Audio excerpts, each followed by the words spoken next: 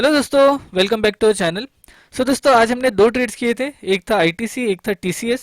दोनों में हमें प्रॉफिट है। कैसा ट्रेड किया था, क्या सारे लॉजिक्स थे, कैसा स्टॉक सिलेक्शन था, सारी चीज़ें एक्सप्लेन करता हूँ। मैं लाइव मार्केट में नहीं रिकॉर्ड कर पाया, लेकिन जो सारे लॉजिक्स है ना, वो सारे के सारे लॉजिक्स मैं आपको ये वीडियो में एक्सप्लेन करने की कोशिश करता हूँ। देखिएगा, मैं सबसे पहले आपको टाइमलाइन एक्सप्लेन करता हूँ कि मैंने कब कब कैसे कैसे ऑर्डर्स प्लेस किए थे। उसके बाद हम हमारे ऑर्डर बुक पे जाते हैं, ऑर्डर बुक देखते हैं, उसके बाद में जाते हैं लॉजिक्स के ऊपर। तो देखिए, सबसे पहले मैंने आईटीसी को ट्रेड करने की कोशिश की थी।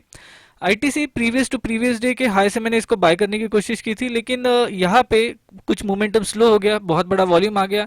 और एक आरएस का एक कॉन्सेप्ट होता है, वो हिसाब से हमको दिखाई दे रहा था कि आईटीसी में बराबर ट्रेड नहीं बना हुआ है। दैट इज वाई हमने आईटीसी को एग्जिट कर दिया था एक छोटे से प्रॉफिट के साथ।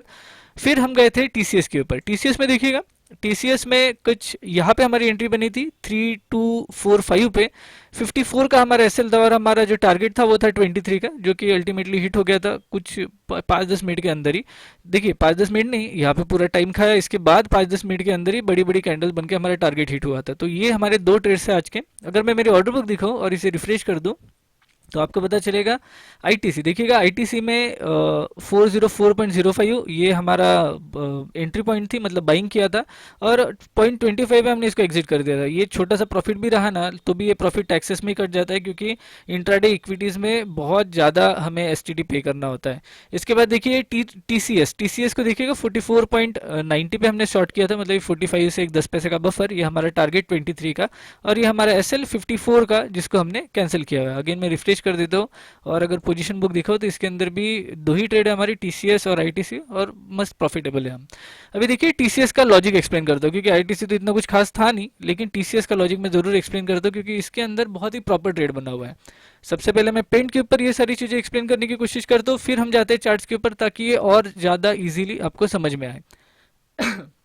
देखिए, क्या होता है, कभी भी प्राइस को अगर मूव करना है ना, प्राइस जिगजैग में मूव करती है। मैं बहुत बार ये लॉजिक्स मेरे इंट्राडे ट्रेडिंग में यूज़ करता हूँ। अगर आपने मेरे इंट्राडे ट्रेडिंग के पुराने वीडियोस नहीं चेक किए होंगे, तो ऊपर आई बटन में आपको वीडियोस की पूरी प्लेलिस्ट मिल जाएगी। आप ज़रूर वहाँ से चेक कीजिए, उससे आपको बहुत ज़्यादा फायदा होगा, क्योंकि यही इंट्राडे के कॉन्सेप्ट मैं हमेशा यूज़ करता हूँ। और आप भी अगर यूज़ करोगे तो आपके भी लॉजिक सेम मेरे जैसी नहीं, पूरे पूरे लॉजिक्स, लेकिन थोड़ा बहुत तो काम करेगी ही करेगी।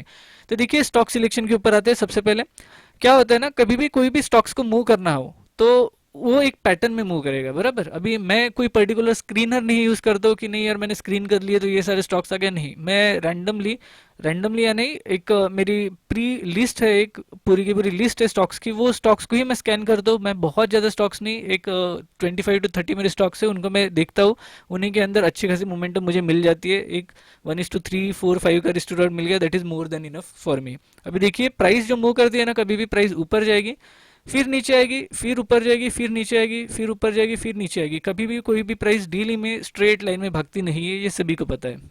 अभी देखिए, जब भी प्राइस ऊपर जाती है ना, उसको नीचे आना ही है, क्योंकि वो अगर उसको और ऊपर भागना है तो उसको रिट्रेस करके भागना पड़ेगा। वैसे ही अगर वो ऊपर चला गया तो उसके अंदर प्रॉफिट बुकिंग होगी, और उसके बाद वो फिर से नीचे आएगा, फिर से उसके अंदर कुछ ना कुछ प्राइस मूवमेंट आएगी, फिर ऊपर भागेगा। तो ये जो मूवमेंट है ना, वो इसी टाइप से चलने वाला है। लेकिन ये जो होता है ना, ये जो पॉइंट्स होते हैं ना, यहाँ पे डेली टाइम फ्रेम में कुछ ना कुछ हम देख सकते हैं, जिसके कारण हमको पता चलता है कि इसके अंदर क्या मूवमेंट हो रही है। अभी देखिए, अगर सेलिंग की अपॉर्चुनिटी ढूंढना है, तो मोस्ट प्रोबेबली प्राइस अगर कोई एक अच्छी इंपॉर्टेंट स्विंग को ब्रेक करके ऊपर गया हुआ है, तो वहां से हम सेलिंग की अपॉर्चुनिटी इसके अंदर ढूंढ सकते हैं। वैसे ही अगर ये स्विंग के अंदर गया हुआ है, तो यहाँ पे हम बाइंग की अपॉर्चुनिटी ढूंढ सकते हैं। अभी सेलिंग की अपॉर्चुनिटीज के लिए क्या क्या देख सकते हैं, तो हम देख सकते हैं कंसोलिडेशन, मतलब ही प्राइस जो है एक रेंज में बहुत दिनों से फंस गई है, जब ब्रेक होगी तभी गिरेगी। या फिर सिंपली एक रिजेक्शन कैंडल दिखिए टॉप के ऊपर, ताकि आपको एक कंफर्मेशन मिले कि ऊपर शायद सेलिंग हो रही है, तो मोस्ट प्रोबेबली ये एरिया से फिर से सेल आउट हो सकता है। ये जो चीजें है, ये हम देखते हैं टॉप के ऊपर। यहाँ पे ये सारी चीजें बने तो अच्छी खासी सेलिंग हमको मिलती है। तो यही सेम जो चीज है ना, ये मैंने देखी थी आज के स्टॉक में, मतलब ये टीसीएस में। मैं अगर सारी चीज़ें डिलीट करूँ और स्टॉक को अगर डेली में लेके जाऊँ, तो आप अगर देख पाओगे ना, आपको पता चलेगा कि भाई बहुत ही सिंपल पैटर्न में प्राइस शुरू है। मतलब ये क्या कर रहा है ना, प्राइस यहाँ से, मतलब ये बॉटम से यहाँ तक गया। अब देखोगे ये स्विंग को ब्रेक किया, फिर से नीचे आने की कोशिश की, फिर ऊपर गया, फिर से ये स्विंग को ब्रेक किया, फिर से नीचे आई। अभी कभी कभार कुछ कुछ दिनों में इस टाइप से, मतलब ये जो सिंपल चलने वाला पैटर्न है ना वो नहीं दिखाई देगा। तो जब नहीं दिखाई देता है तब उस स्टॉक को इग्नोर कीजिए और स्टॉक को आगे बढ़ने दीजिए।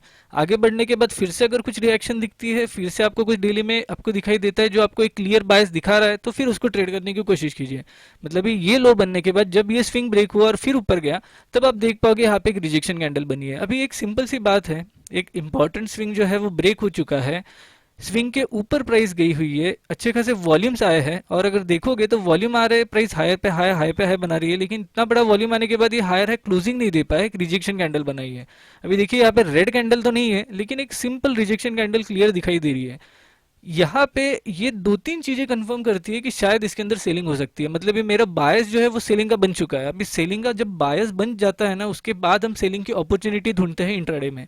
देखिएगा, डेली में अगर आपको प्राइस कुछ दिखा रही है और वही अगर इंट्राडे में प्रूव करे तो ही ट्रेड करो, वरना ट्रेड करो ही मत। सिंपल सा लॉजिक होता है। अभी यहाँ पे ये जब एक स्विंग को ब्रेक करके ऊपर गया, तो हमको पता है शायद यहाँ से सेलिंग हो। ऊपर जाने के बाद अगर वो डेली के टाइम फ्रेम में हमको दिखा रहा है कि रिजेक्शन बना है, तो ये और कंफर्म कर रहा है कि यहाँ से सेलिंग हो सकती है। 5 मिनट्स के टाइम फ्रेम में अगर आके देखें, तो अगर आप देखोगे आपको क्लियरली यहाँ पे दिखाई देगा कि प्राइस जो है यहाँ पे रुकी हुई है, प्राइस ऊपर जा नहीं पा रही है। अगर 5 मिनट में ब्रेकआउट किया तो मोस्ट प्रोबेबली ऊपर भागना चाहिए, नहीं भाग रही है तो फिर यहाँ से सेलिंग हो सकती है। और एग्जैक्टली कुछ एंट्री के कंफर्मेशन लेते हुए हमने इसके अंदर शॉर्टिंग बनाई, हमारा एसएल। क्योंकि अगर अभी ये भी एसएल क्यों ना, ये भी मैं बताता हूँ।